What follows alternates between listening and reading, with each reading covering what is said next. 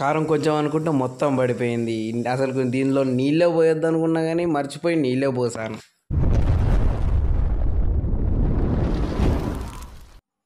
Hi guys, welcome to KNR foodies. సరే okay, ఈరోజు మన ఛానల్లో ఏం చేద్దాం అనుకున్నానంటే, ఇవి చూడంగానే మీకు అర్థమై ఉంటుంది, మష్రూమ్స్ అండి. అంటే మనకు పుట్టగొడుగులు అండి. పుట్టగొడుగులు అంటే అందరికీ తెలిసిందే, దాన్ని కూడా కర్రీ అనుకుంటారని చాలామందికి తెలుసు. సరే ఇప్పుడైతే నేను పుట్టగొడుగులు అయితే కట్ చేసుకుంటున్నాను. ఎలా కట్ చేసుకుంటానంటే అట్లా చిన్న చిన్నగా మధ్యలో కట్ చేసుకుంటే, ఇది చేసుకుంటే ఆరోగ్యానికి మంచిదని ఎవరో చెప్పారండి. కాబట్టి మంచిది కాబట్టి చేసుకోవాల్సిందే కదా. సరే ఓకే, చేయాలంటే అన్నీ కట్ చేసుకున్నాను, అది పక్కకు పెట్టేస్తాను. మనం కర్రీ చేయాలంటే ఖచ్చితంగా టమాటాలు ఉండాలి. ఆ టమాటాలకు అట్లా తొడమలు తీసేసి దాన్ని ఏ విధంగా కోసుకోవాలో చూడండి. నేను ఎలా కోస్తున్నానో చూడండి. ఇలా మధ్యలోకి కోసేసి హాఫ్ కోసేసి అలా అలా అలా ముక్కలు చేసేసి దాన్ని చిన్నగా, ఇప్పుడు చాలామంది చిన్న చిన్న స్లైసెస్ కావాలంటారుగా, ఈ విధంగా కట్ చేయండి అండి, మీకు కూడా వచ్చేస్తుంది. సరే అండి, ఇప్పుడు దాని తర్వాత మనకు ఆనియన్స్ లేకుండా అయితే మనకు కర్రీ అయితే ఉండదు కదా. ఈ ఆనియన్స్ అయితే మనం కట్ చేస్తాను. నేను ఇప్పుడు ఎలా కట్ చేస్తున్నానో చూడండి. ఆ విధంగా కట్ చేసుకుంటే మంచి. ఒక చిన్న టిప్ చెప్తాను వినండి. ఏంటిది అని అంటే, ఇప్పుడు మనం ఇట్లా ఆనియన్స్ తీస్తున్నప్పుడు మన కళ్ళలోకి నీళ్ళు వస్తాయండి. ఎప్పుడు ఏడవనడుగుడం కదా, ఇది కొయ్యంగానే వస్తుంది, ఖచ్చితంగా వస్తుంది. కాబట్టి అవి రాకుండా ఏం చేయాలంటే, నేనేం చెప్తున్నానంటే, మంచిగా ఒక హెల్మెట్ తీసుకొని నెత్తికి పెట్టుకోండి. పక్కన ఎవరైనా నిలబడితే వాళ్ళకి వచ్చేస్తాయండి. అంతే, సింపుల్ టిప్ ఇదైతే.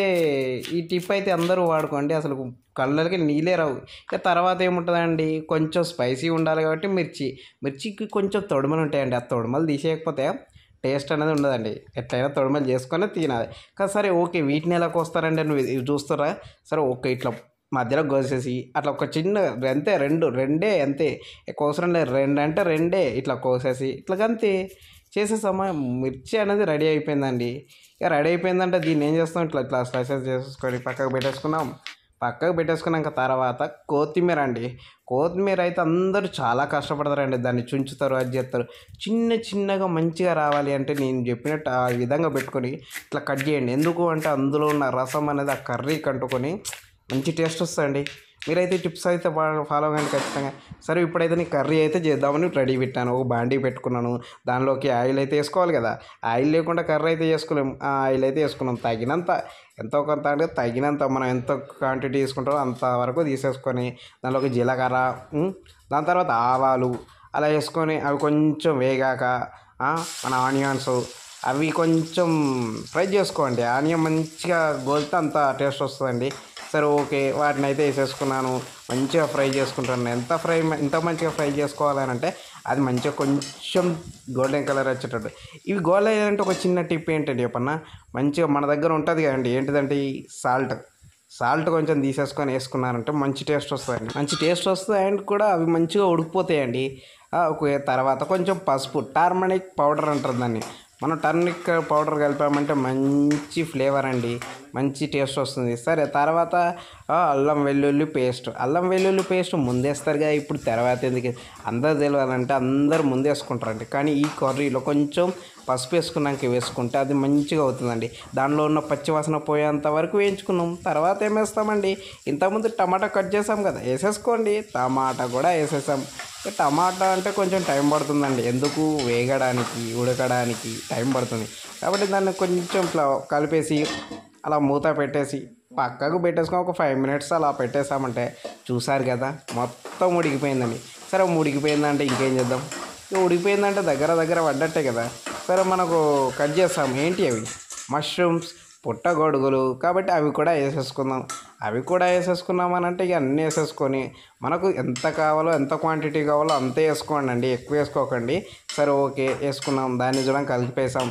ఇక కలిపేసిన తర్వాత ఏముంది, కొంచెం ఉడకాలి అని అంటే అలా మూత పెట్టేసుకొని మళ్ళీ ఉడుకుతుంది అన్నప్పుడు కొంచెం పచ్చిదనాల పొడి తెలుసు కదండి, అలా వేసేసుకున్నాం అనుకో, ఇంకా మంచి ఫ్లేవర్ వస్తుందండి, మంచి టేస్ట్ అండ్ ఫ్లేవర్ వస్తుంది. ఇప్పుడు మనం వేసే ధనియాల పొడి అయినా ఏదైనా కానీ మంచి టేస్ట్ వస్తుంది. ఇక కొంచెం కారం, కొంచెం అని అంటే మీరు స్పైసీగా తింటే ఎక్కువ వేసుకోండి. నేనైతే మీడియం తీసుకుంటాను. మా తమ్ముడు కావాలని చెప్పి ఇంకొంచెం ఎక్కువ వేసాడు. సరే ఓకే, ప్రాబ్లం ఏం లేదు. ఇక దాని తర్వాత ఉప్పు తగినంత, మనకు ఎంత కావాలో అంతే వేసుకోండి, ఎక్కువ వేసుకుంటే తినలేమండి. సరే అది కూడా అయిపోయింది. ఇంతకుముందు ఒక మిర్చి కట్ చేసాం స్లైసెస్గా, ఇది లాస్ట్కి వేస్తున్నారని ఒక డౌట్ రావచ్చు. ఒకటండి, పుట్టగొడుగులో మంచి టేస్టీ ఫ్లేవర్ రావాలి అని అంటే ఆ పచ్చిమిర్చి అనేది లాస్ట్లో వేసుకుంటే ఆ కర్రీకి అనేది మంచిగా పట్టుకుంటుందండి ఇందులోకి ఓన్లీ. సరే ఓకే, అది కూడా వేసేసాం. చూసారు కదా ఉడికిపోతుందండి మొత్తం. కాబట్టి కొంచెం లైట్గా వాటర్ వేసుకోండి, ఎందుకు అంటే కింద మాడిపోకుండా. ఎందుకంటే మనం అనేది పుట్టగొడుగులు అనేది మొత్తం ఉడకాలి కాబట్టి కొంచెం టైం పడుతుంది. కాబట్టి కింద మాడిపోకుండా ఏం చేయాలంటే లైట్గా వాటర్ పోసేసుకున్నామంటే సెట్ అవుతుంది. సరే అది కూడా పెట్టేస్తాం, కొంచెం పెట్టాం, పక్కకు పెట్టేసాం. చూసారు కదా ఇక ఉడికిపోయినట్టు. ఎందుకు ఎలా తెలుస్తుంది అని అంటే మనం పోసిన వాటర్ అంతా ఇంకిపోయి ఆయిల్ అంతా బయటకు వచ్చేసింది అని అంటే ఖచ్చితంగా ఉడిపోయింది. ఇక సరే ఓకే, ధనియాల పొడి వేసేసుకున్నాం. ధనియాల పొడి వేయంగానే అందులో ఉన్న గ్రేవీ టేస్ట్ బాగా వస్తుందండి.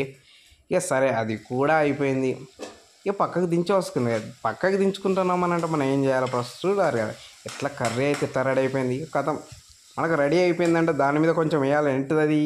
కొత్తిమీర అండి. కొత్తిమీర జల్లేసుకొని సర్వ్ చేసుకొని తీయడమే, తినేయటమే. నేనైతే తినడానికి రెడీగా ఉన్నాను. సరే ఓకే, మీరు కూడా రెడీ ఉంటే ఈ ప్రాసెస్ చేసేసుకోండి. నచ్చితే లైక్ చేయండి, షేర్ చేయండి, సబ్స్క్రైబ్ చేయకండి.